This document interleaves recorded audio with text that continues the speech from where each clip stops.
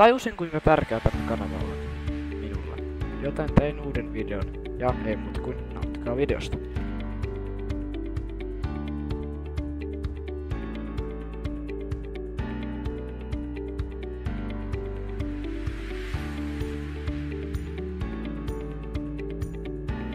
Laiva on pituudeltaan 201 metriä ja leveydeltään 32 metriä. Laiva on virolaisen Tallinkin omistama matkustaja-autolautta. Laiva kulkee nopeudeltaan 21 solmun nopeudella, eli noin 39 kilometriä tunnissa. Laiva on matkustajakapasiteetiltaan suurin. Laiva on rakennettu Saksassa. Laiva liikennöi Tallinna-Helsinki välisellä reitillä.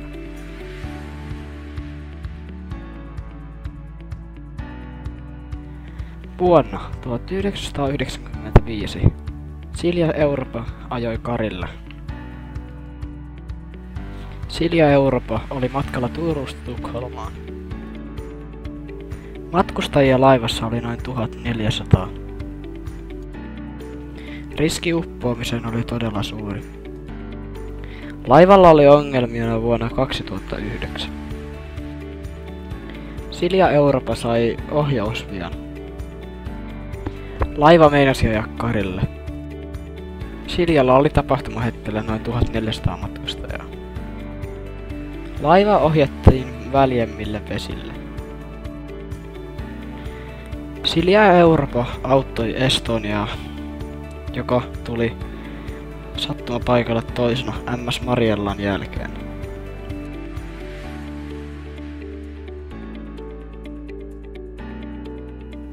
Siljala nosti laivan tammikuussa 1993. Siljan tarkoitus oli kilpailla muiden Siljan laivojen kanssa. Alus sijoitettiin Helsinki-Tukholma-reitillä.